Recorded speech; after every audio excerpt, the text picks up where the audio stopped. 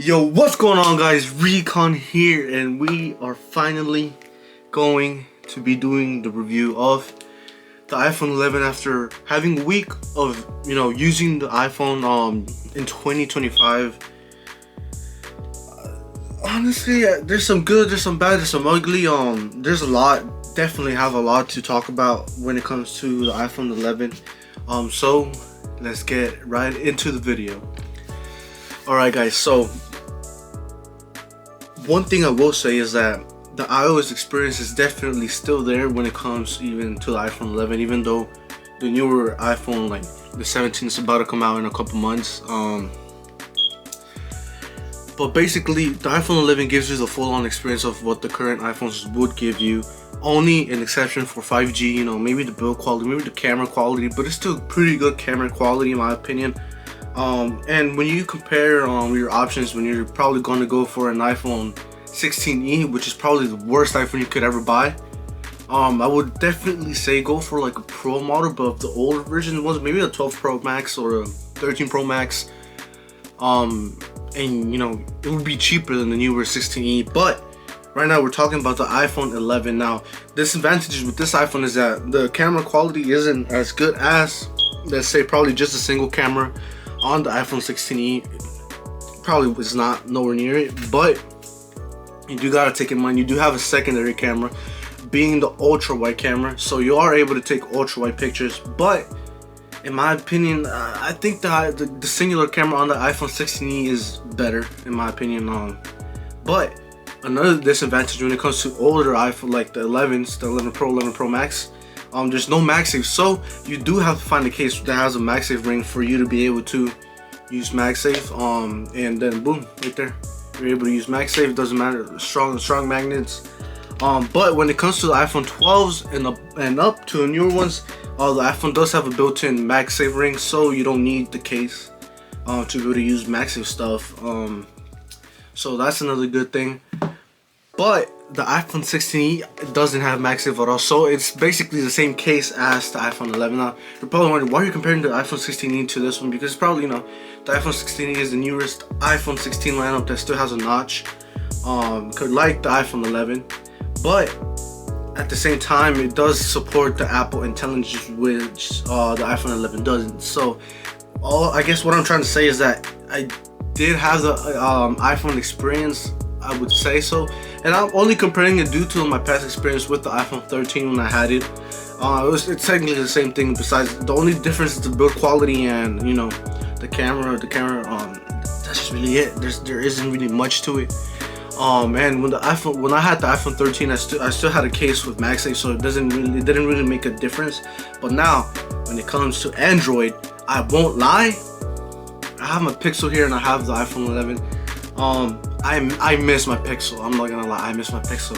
So thankfully, today's the day where I finally switched back to Android. I miss my Pixel. I miss my Pixel Buds A.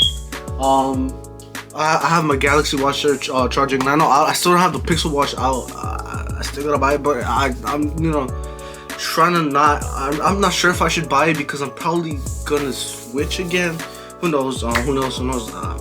Probably not. So I'll probably get a Pixel Watch. I'll probably just stick with whenever the Pixel 10 Pro comes out. I'll probably get the Pixel 10 Pro. But I did miss my Pixel phone for the whole week. Cause I spent a whole week with the iPhone 11 using it as a daily driver. Now I finally get to switch back to my Pixel 7 Pro. Now here's another thing. I do have the AirPods here. I bought them to be able to pair them up with this, but I have forgotten how bad the AirPods fit in my ear. They're so bad it hurts my ear. So I'm not using I didn't use the AirPods Pro at all, even though the quality is definitely so good. I used the Soundcore P20i, and these are like sub $30 earphones, but they fit way better than the AirPods Pro fit on my ear. So when it comes to earphones, it really depends on how your ear is built and if they actually fit your ear. So if they don't, if you feel uncomfortable, if they hurt you, then it is what it is. You really can't do anything. Oh shit. You really can't do anything about that. Oh crap. I dropped the AirPods. Well, these are going back there. But when I was using the iPhone 11, I used my MagSafe Moft wallet, which is something I will definitely miss now that I'm gonna switch back to my Pixel. I won't be able to, you know, pair it. It can't.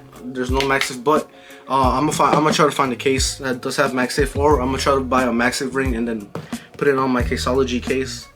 Who knows? We'll see. But when I was using the iPhone to be able to listen to music, I definitely used these Soundcore P20Is. I've done a review on these earphones, so I'll drop a link. I'll drop a link to the description to that video. Probably pop it up somewhere in the video. You can go check it out. But when it comes to quality from the Soundcore P20S to the Pixel A series, I definitely miss the Pixel A series. I won't lie, definitely miss them. I missed everything about it. Now, when it comes to quality, of course, the AirPods Pro 2nd Gen are going to be easily these two. But the problem is that they don't fit my ears, so I can't do anything about that.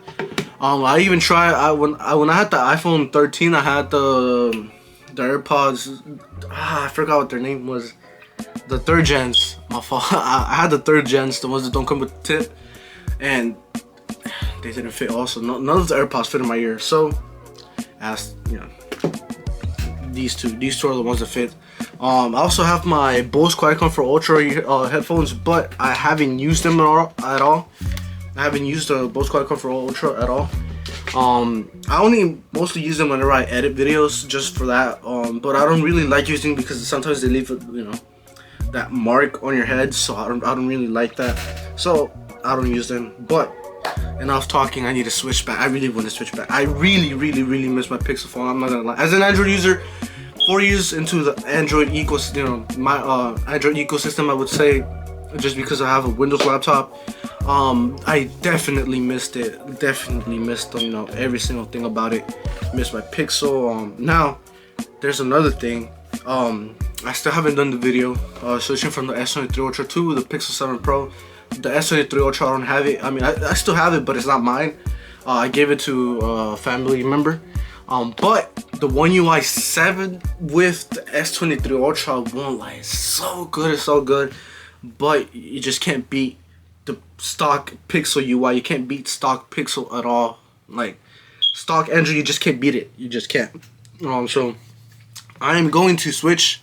I'm going to transfer my SIM card back to my I was about to say my S23 Ultra. I'm putting my SIM back to my Pixel 7 Pro. So let's go ahead and finally do that. Alright guys, so we got the iPhone here and we got the Pixel here. So now it is time to finally switch back to Android. So let me go ahead and get the SIM ejection tool and let me send a message real quick just to you know let people know. You know what? Nah, I will do it. Actually, hold on, give me a minute. Right, so we have the iPhone 11, we have the Pixel 7 Pro. So let's go ahead, pop the SIM. We got the SIM right there. Now let's go ahead and pop the SIM from my Pixel. Here we go.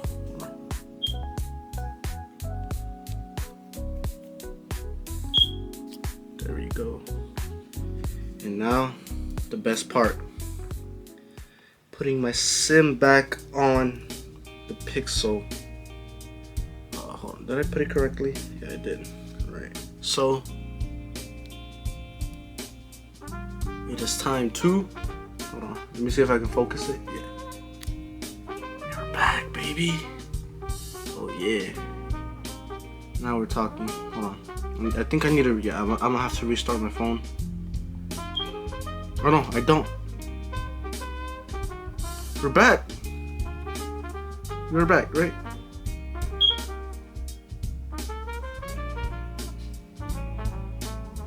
Oh, are we? Let me send a quick message real quick.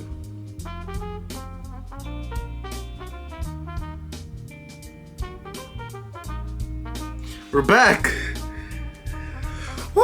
We are finally back on Pixel, on my Pixel 7 Pro. I'm so happy. I'm finally back. Now, don't get me wrong. Holy crap, hold on. Let me put this back correctly. Okay, now don't get me wrong. iPhone was good while it lasted, but it is not me. It's just not me. It is not. It's not for me. Maybe I'll give it another try. Later on in the future, maybe with a newer phone. Who knows? A newer iPhone. But so far, I am glad I'm finally back on my Pixel. I'm so happy I'm finally back on Pixel. Damn, I really missed my Pixel 7 Pro. I really did. But now the thing here, when it comes to transferring stuff, for example, I use WhatsApp. So when it comes to WhatsApp, I have to transfer again, and I have to it's a whole different situation. So let me go ahead and let me log in back some of my accounts back on my phone, and then I'll come back with you guys, and I'll give you my final thoughts, my whole experience through this whole entire thing. And yeah, let's go ahead and do that. Alright, so I finally got everything back on my Pixel 7 Pro now.